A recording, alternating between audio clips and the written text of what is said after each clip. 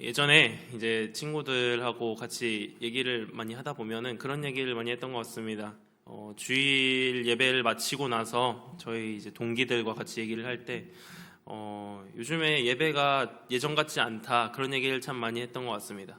되게 교만했던 거죠. 예배를 드리고 나서 하나님 앞에 내가 순종하겠다, 결단하겠다, 이런 고백들을 나누는 게 아니라 내가 예전과 같지 않다, 예전에는 참 열심히 했는데, 이러면서 20살도 안 된 애들이 되게 참 교만하게 말을 했던 기억이 납니다. 그때 왜 그랬을까 돌아보면은 그 마음속에 하나님을 제대로 바라보기보다 그 예배 속에서 어떤 그 현상들, 어떤 겉모습들에 더 많이 초점을 맞추지 않았나 생각하게 됩니다.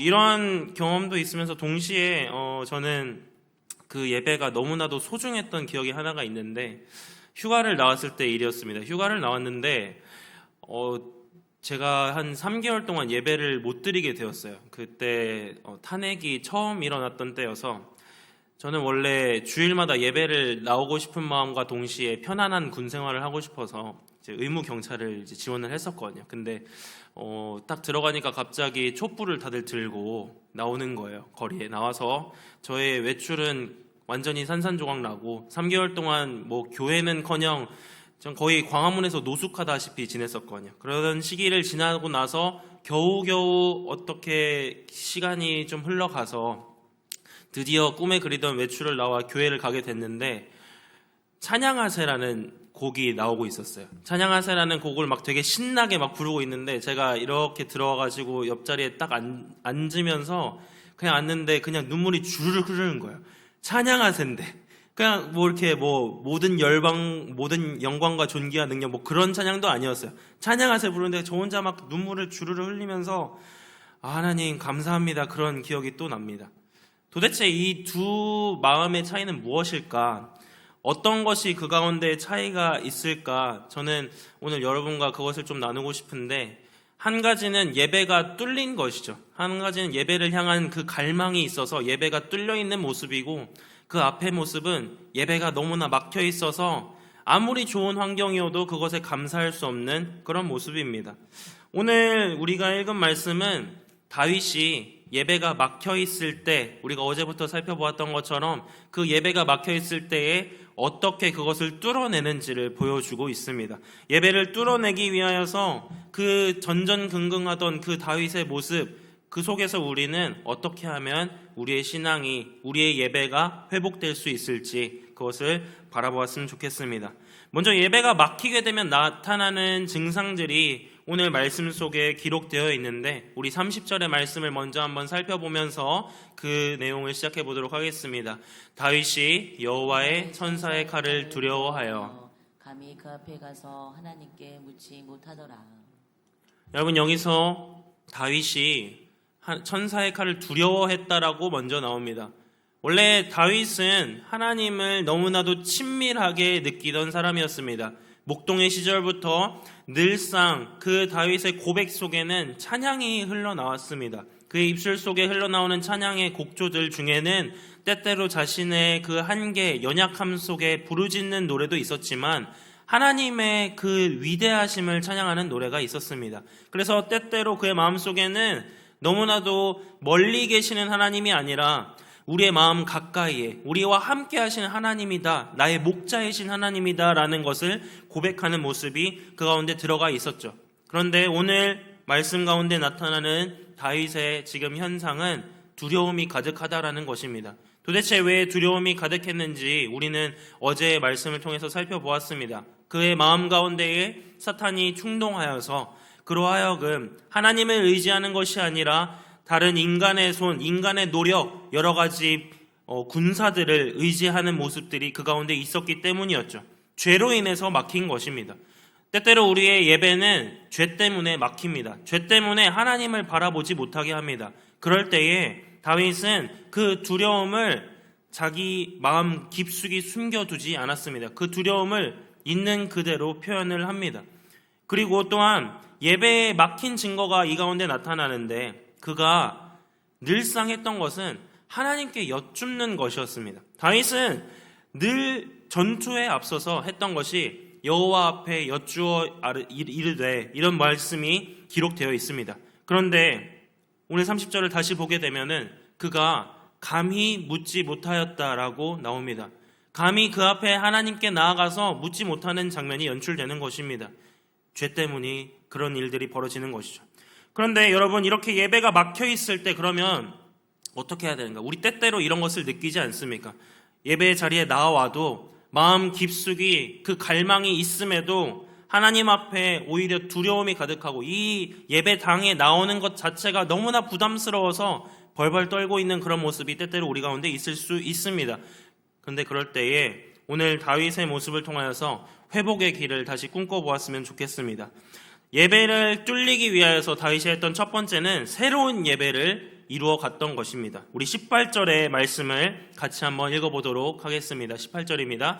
여호와의 천사가 갓에게 명령하여 다윗에게 이르시기를 다윗은 올라가서 여부스 사람 오르난의 타작마당에서 여호와를 위하여 제단을 쌓으라 하신지라. 여기 보면 제단을 쌓으라 하신지라는 여호와의 명령이 기록되어 있습니다. 여러분, 이 제단을 쌓는 거 사실 이미 예배 처소는 이때 완공되어 있었습니다. 우리가 아까 읽었던 30절의 앞부분을 보게 되면 기브온 산당이라는 곳이 나옵니다. 기브온 산당은 솔로몬 때까지도 이어지는 예배 처소입니다. 왜냐하면 그곳에 모세 때부터 이어져 왔던 성막이 있었기 때문입니다. 우리로 따지면 옛날 예배당이 있다는 것입니다. 예전 예배당이 있는 곳인데 그곳에 지금 나아가지 못하는 거예요. 그곳에 나아가지 못하는 이유는 다윗이 범죄한 이유로 하나님의 말씀이 들리지 않았기 때문입니다. 여러분, 때때로 하나님의 말씀이 들리지 않는 것에 대하여서 우리가 답답함을 느끼죠. 그리고 그 답답함을 해결하기 위하여서 여러 가지 노력을 하게 됩니다. 저도 여러분을 만나기 이전에 기도원을 잠깐 들어갔다 왔는데 저는 이렇게 말을 너무 많이 하다 보니까 침묵을 너무 하고 싶어서 침묵 기도원을 한번 들어가 본 적이 있었습니다. 가면은 진짜 아무 말을 할 수 없습니다. 그곳에 들어가서 밥 먹고 조용히 있다가 또 기도하러 가고 이런 일을 반복했는데 그때의 기억을 떠올려 보면 그런 장소들이 때때로 우리에게 유익을 주기는 합니다. 그런데 오늘 말씀이 그것을 얘기하는 것일까요? 기브온 산당에서 예배했던 그 다윗이 지금 그곳에서 예배를 드리지 못하고 그곳에서 하나님의 음성을 듣지 못하여서 지금 새로운 곳에 가게 됩니다. 그곳은 바로 오르난의 타작마당이라는 곳인데 하나님께서 그곳을 지정하셔서 그곳에 가서 예배를 드리라 하십니다. 그럼 우리는 이 말을 듣고 그래, 성전을 새로 건축해야지, 새로운 땅을 사야지, 그런 생각을 하기 쉽습니다. 그러나 이 말씀은 그런 내용이 아닙니다. 땅의 이동, 어떤 위치의 이동에 있는 것이 아니라 여기서 말하는 새로운 예배라는 것은 회복의 자리로 나아가라는 것입니다. 회복의 자리는 어떠한 곳이냐? 하나님을 두려워하는 그 마음의 상태에서 벗어나 하나님의 치유의 그곳으로 나아갈 수 있는 그 회복의 자리를 꿈꾸라는 말입니다. 그 회복의 자리가 어떻게 나타나는지 22절은 우리에게 이렇게 알려주고 있습니다. 우리 22절의 말씀을 함께 읽어보도록 하겠습니다. 시작. 다윗이 오르난에게 이르되 이 타작하는 것을 내게 넘기라. 너는 상당한 값으로 내게 넘기라. 내가 여호와를 위하여 여기 한 제단을 쌓으리니 그리하면 전염병이 백성 중에서 그치리라 하니. 여기 보면 그 다윗의 범죄로 인하여서 어떠한 일이 일어났는지가 기록되어 있습니다. 전염병이 온 백성 가운데 가득했다라는 것입니다. 그 전염병 때문에 사람들이 고통스러워하는 그때에 다윗이 하나님 앞에 예배를 회복하게 될 때, 새로운 예배의 자리로 나아가게 되었을 때, 그 한 지도자가 돌아오게 되었을 때 벌어진 일은 회복되는 일이었습니다. 그 전염병이 그쳤다라고 얘기를 합니다. 여호와의 천사가 그 칼을 칼집에 도로 넣습니다. 하나님께서 우리를 향하여 때때로 인생의 채찍으로 징계하실 때가 있죠. 그러나 그때를 우리가 바라보면서 하나님이 나를 버리셨어, 하나님이 나를 더 이상 용납하지 않으셔, 그렇게 바라보는 것이 아니라 다윗과 같이 다시 회복을 꿈꿔야 합니다. 다윗과 같이 그 자리 앞에 끊임없이 나아가서 하나님이 주시는, 부어주실 은혜를 기대해야 된다는 것입니다. 예배가 뚫리기 위해서 다윗은 첫 번째로 이렇게 새로운 예배를 드렸습니다. 그 두 번째로 그가 했던 것은 희생의 예배였습니다. 그가 드렸던 희생의 예배는 어떠한 것이었는가? 24절은 우리에게 이렇게 기록해주고 있습니다. 같이 읽어보겠습니다. 다윗 왕이 오르난에게 이르되 그렇지 아니하다. 내가 반드시 상당한 값으로 사리라. 내가 여호와께 드리려고 내 물건을 빼앗지 아니하겠고 값없이는 번제를 드리지도 아니하리라 하니라. 여러분 여기에 보면은 이제 오르난이라는 사람이 등장을 해서 이제 다윗과 대화를 하고 있습니다. 다윗과 대화를 하는 모습 가운데에 다윗이 여기에 오게 된 배경을 설명합니다. 처음에 우리가 읽었던 18절부터 이 내용을 보게 되면 오르난이 천사를 보고 엎드렸다라고 기록이 되어 있습니다. 근데 이제 다른 번역본 같은 경우에는 이 천사라는 표현이 말레키 이렇게 조금 단어가 천사, 사자와 왕이라는 단어가 비슷하게 쓰이기 때문에 다윗 왕을 보고 엎드린 것이 아니냐라는 추측을 하곤 하는데, 그것이 어찌됐건 간에 이 오르난은 하나님의 임재가 있다라는 것을 인식을 했습니다. 이곳이 하나님이 기뻐하시는 장소라는 것을 인식했던 것 같습니다. 그리고 이어서 다윗이 올라와 하나님께서 나에게 이곳을 명령하셨고 이곳에서 예배드리도록 말씀하셨다라는 것을 알려줍니다. 그러자 오르난이 그 말씀을 듣고 그러면 여기 이 성전 땅값이 얼마니까 이만큼은 주셔야겠습니다 그랬나요? 그러지 않습니다. 오히려 오르난은 그것에 대해서 감동하면서 다윗에게 내가 가진 이 땅과 그리고 심지어 이 땅에서 길러지고 있던 소와 여러 가지 모든 것들을 하나님을 예배하는 데에 쓰이도록 드리겠습니다 그럽니다. 내 것을 그냥 자발적으로 드리겠다 그러는 거예요. 그런데 다윗이 이 말을 듣고서 그래 그렇게 하자 그러지 않았습니다. 여러분 같으면 어떻게 하시겠습니까? 기꺼이 하나님께서 지금 나를 용서해 주겠다고 하시고 어디에 올라가라고 하셔서 거기서 예배를 하라고 하십니다. 그런데 때마침 거기에서 나를 위하여서 모든 예배의 예물들을 준비해 놓고 그것을 그냥 예배만 드리기만 하면, 액션만 취하면 되는 그런 상황에 놓였을 때 여러분은 어떻게 하시겠습니까? 이 장면을 보면서 여러분 혹시 아브라함과 이삭의 장면이 떠오르지 않을까 그런 생각이 좀 드는데, 하나님 앞에 이삭을 바치려 했을 때 아브라함에게 하나님께서 무엇을 약속하셨습니까? 거기에 그 가시덤불에 걸려있던 양 한 마리를 주시지 않았습니까? 마치 그런 모습과 같은 거예요. 그냥 내가 하나님 앞에 돌아오려고 액션만 취했더니 그 말씀에 순종했더니 모든 것이 다 갖춰져 있는 환경이 벌어진 겁니다. 그런데 다윗은 그것을 보고서 그냥 당연하게 취하지 않았다라고 성경이 기록해주고 있어요. 오히려 그 모든 것에 대하여서 오르난이 말한 것, 오르난이 주겠다고 약속한 것에 대하여서 그것이 치러지는 정당한 값 이상의 것을 치르겠다라고 오늘 말씀에 기록하고 있습니다. 그가 드리고자 하였던 것은 바로 금 600세겔이라고 성경에 기록하고 있는데, 도대체 다윗이 그럼 얼마만큼의 가치를 지금 오르난한테 지불하고 예배를 드리려고 하는 것인가? 이 금 600세겔을 오늘날의 가치로 환산하면 한 24억 정도가 된다라고 합니다. 강남의 아파트 한 채 정도 살 수 있는, 두 채 정도 살 수 있는 가격인 것 같습니다. 그런 돈을 드리겠다라는 거예요. 여러분 아깝지 않으세요? 모든 것이 갖춰져 있고 그 한 사람의 말 가운데에는 내가 그냥 드리겠습니다. 왕이시니 드리겠습니다. 그러는 모습이에요. 그런데 같은 왕임에도 다른 왕 아합은 이러한 장면 속에서 어떤 일을 취하냐? 그 나봇의 포도원을 자기의 욕심을 위하여서 취하는 장면이 여러분 그 성경 가운데 기록되어 있습니다. 열왕기서에 보면은 아합 왕은 하나님을 예배하는 자가 아니라 이방 신을 예배하는 자로서 그의 마음 가운데에는 사실 자신이 신이 되어 있었습니다. 자신이 우상이 되어 있었습니다. 그래서 그의 욕심을 따라서 여러 가지 것들을 취합니다. 그런데 그 취하는 과정 속에서 그는 백성들이 어떠한 삶을 살아가는지 관심을 가지지 않았습니다. 오히려 그들의 것을 착취하는 자로 변절되어 버렸죠. 그래서 그 나봇을 죽이고서야 포도원을 빼앗는 모습이 나왔는데 다윗은 그러지 않았어요. 다윗은 기꺼이 드리겠다는 그 사람의 말조차도 받지 않는 거예요. 왜 그럴까? 우리는 그 모습의 이유를 찾아봐야 합니다. 다윗은 하나님을 예배하는 자로서 자신의 것을 드려야 한다라는 인식을 가지고 있었기 때문입니다.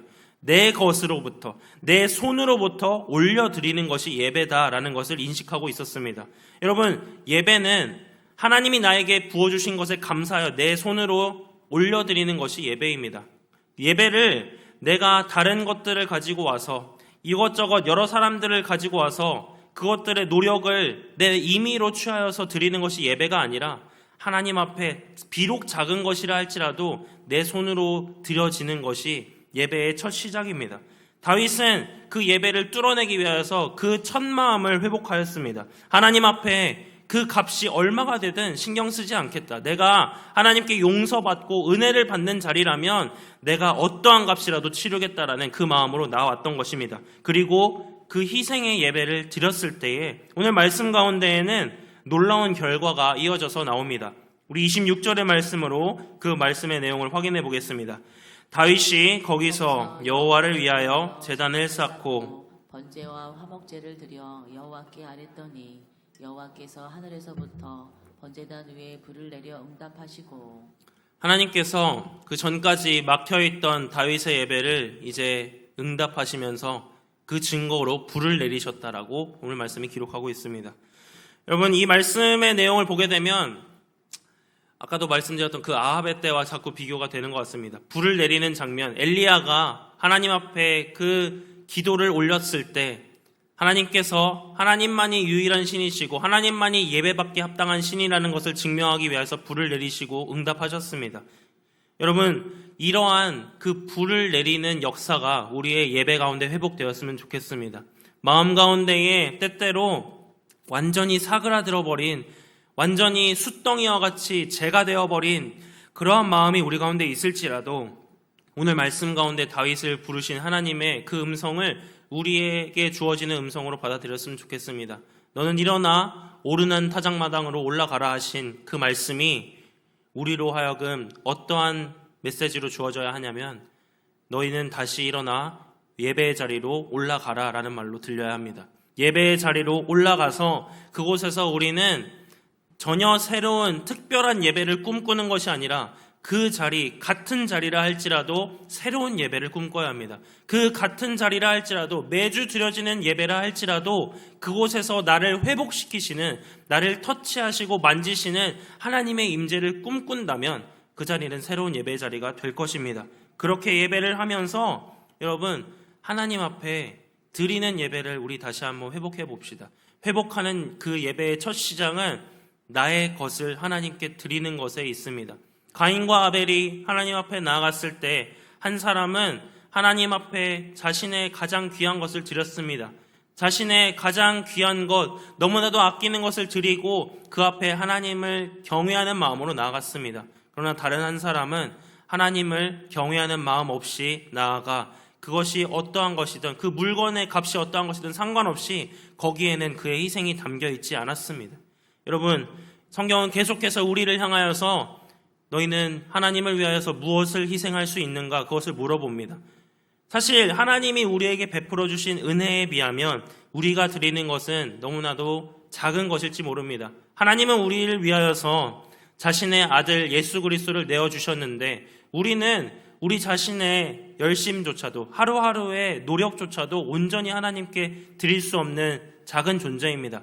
그러나 하나님께서 그 마음의 중심을 보시고 그 마음 속에 내가 하나님을 위해서 이것을 드리고자 합니다 하는 그 마음을 보셨을 때 다윗에게 그러셨던 것처럼 우리의 예배를 회복해 가실 것입니다. 그리고 우리에게 새로운 소망을 주실 줄 믿습니다. 오늘 이 말씀을 기억하면서 우리의 무너져 있는 예배가 혹시 막혀있는 담이 있다면 다시 한번 그 예배를 뚫어내며 주님을 사모하는 우리 모든 성도들 되었으면 좋겠습니다.